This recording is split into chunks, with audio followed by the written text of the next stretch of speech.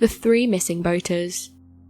4 years ago, on September 17, 2016, 3 people went to Lake Superior. This was so that they could go fishing on a Saturday night. The group launched their boat from the Keweenaw Park Recreation marina in Chassel. The trio, Keith Carvenan, aged 61, Steve Cartree, 43, and son Ethan, who was only 9 years old, were reported missing when they didn't return home from 5 in the afternoon, as was expected by their family and friends. Between September 20th and September 22nd, numerous officials both in the United States and Canada assisted in the search for the 3 people. The search totaled over 151 hours and covered more than 14,000 square miles, aided by crews from various coast guards around Michigan, North Carolina, Massachusetts, the Michigan Department of Natural Resources, and the Canadian Department of National Defense. The search increased and extended from the vicinity of the Keweenaw Peninsula to the outer Keweenaw Bay into Lake Superior. Keith, the oldest of the 3, was the owner of the 14-foot boat. Pictures were shared as people were asked to provide any information on the whereabouts of the 3. Although many hoped the 3 would be found safe, this was unfortunately not the case. On October 2nd, 2016, a few weeks after the initial disappearance, the bodies and the boats of Carvenan, Stephen and Ethan Chartree were all found in Lake Superior. The Michigan State Police reported that on Saturday, October 1st, around 12:45 p.m, the sunken boat was discovered by 2 non-profit volunteer search and rescue organisations, Bruce's Legacy and Crossman Consulting. Keith Carvenan and Ethan Chartree were located and recovered first. Later, Stephen too was located. Additional resources were sent to assist in the efforts to recover his body. Although we don't know how or why the situation ended in this way, it was devastating for friends and family of the deceased. Although we can't claim to know the full scope of their grief, we hope that the closure provided by the discovery of their bodies after they had been missing for so long helped them in dealing with the difficulties of this tragedy. Tom Neal, who survived 16 years. In 1952, Tom Neal found himself a castaway by no accident. After travelling the South Pacific for almost 30 years, Neal decided to live his life in isolation on a completely uninhabited coral atoll. This was in the Cook Islands. He lived there 3 different times for a span of 16 years. This adventure was inspired by American travel writer Robert Frisbee, who'd met Neal and told him about the time he had spent on the island.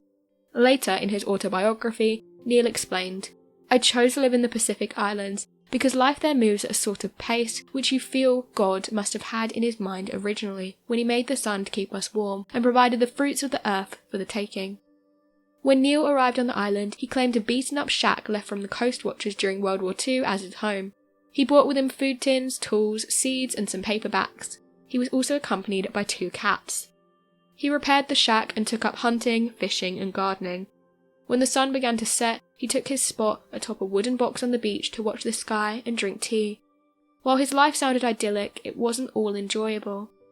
Neal dreaded taking the life of 6 pigs who were ruining his garden. He buried them instead of eating them. He spent 6 months building up a pier with coral stones, but it was destroyed in a major storm. After this, things took a turn for the worst.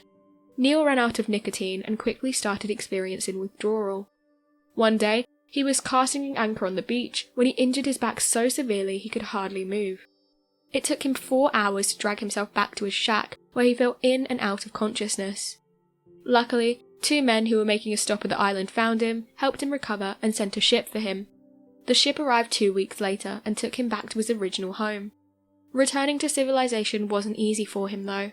The fast, crowded and restricted lifestyle caused massive discomfort. Neal begged for permission to return to the island. However, the government forbade it, not wanting to be responsible for him. He married and had 2 children and took a job in a warehouse. He spent 6 years living a normal life before a friend took him on their boat back to the island. Then, he spent another 2.5 years on the island. Ultimately, he became tired of the pearl divers interrupting his solitude. He took a 3-year break back home and wrote his autobiography, An Island to Oneself.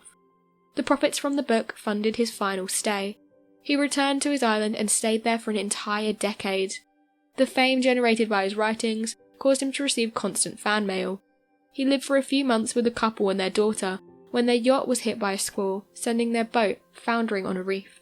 They were then rescued by a passing ship. In 1977, after suffering from stomach cancer, he was taken back to his home, so he didn't have to pass away alone and could receive medical assistance. He passed away there 8 months later at age 75. The islands he lived on are now protected as a national park.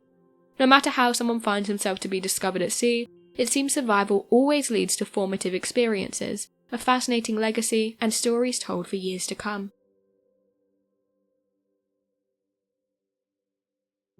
Galaxy X.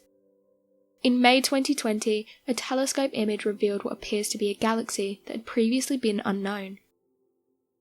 Galaxy PKS 2014-55 has been aptly named Galaxy X. This is due to its distinctive X-like shape. Meerkat's radio image revealed the X-shaped galaxy back in May.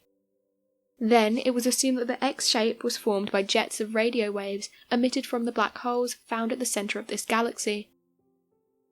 It's well established among scientists that galaxies with twin jets will have radio waves that fire in opposite directions, resulting in the X shape.